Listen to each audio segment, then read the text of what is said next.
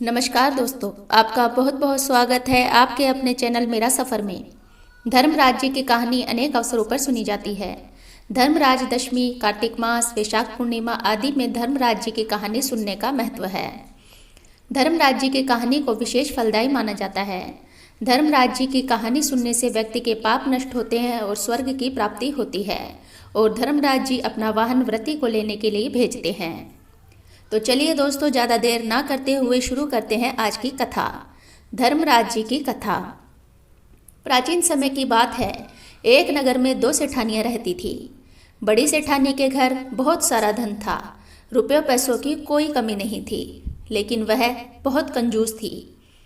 छोटी सेठानी के घर में धन कम था, लेकिन वह मन से बहुत दयालु और मददगार थी।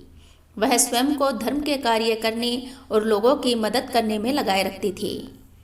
वह रोज सवेरे गंगा स्नान करने के लिए जाती, तुलसी माता, बड़पीपल सींचती, भगवान के मंदिर में जाकर पूजा पाठ करती और धर्म राज्य की कहानी सुनती थी।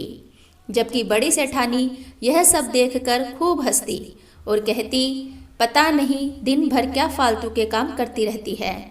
ऐसा करते करते बहुत दिन बीत गए और दोनों सेठानियाँ बूढ़ी हो गई थी। तब भगवान के घर से दोनों का बुलावा आया। छोटी सेठानी को लेने के लिए धर्मराज जी ने अपना सोने का विमान भेजा, जबकि बड़ी सेठानी को दूत मारते हुए ले जाने लगे। रास्ते में बड़ी सेठानी ने कहा, मुझे बहुत भूख लगी है। तब दूत बोले कि यदि तुमने जीवन में किसी को खाना खिलाया होगा तो तुम्हें भी खाना अवश्य मिलेगा। थोड़ी देर बाद उसने कहा, मुझे प्यास लगी है। तब दूत बोले, यदि तुमने जीवन में किसी को पानी पिलाया होगा तभी तुम्हें पानी नसीब होगा। रास्ते में उसके कांटे चुभने लगे, तेज गर्मी पड़ने लगी, लेकिन दूत उसे घसीटते हुए ले गए। अब बड़ी सेठानी बहुत पछताने लगी कि मेरे पास सब कुछ होते हुए भी मैंने कोई दान धर्म नहीं किया। इतनी देर में धर्मराज जी का दरबार आ गया।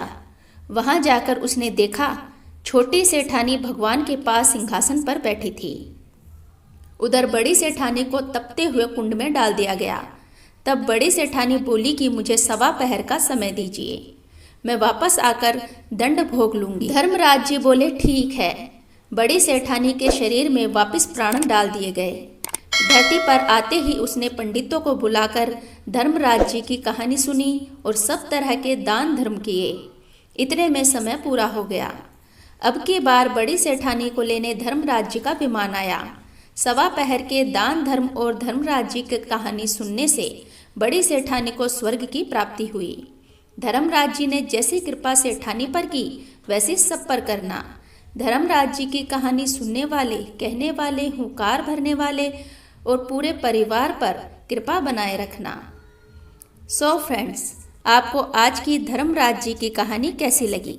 प्लीज़ कमेंट करके अपनी राय अवश्य दीजिए।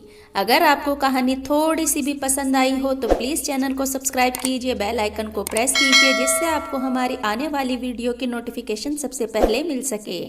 ऐसी ही कथा कहानियाँ सुनने के लिए चैनल के साथ बने रहिए। मिलते हैं नेक्स्ट वीडियो में, तब तक के लिए धन्यवाद।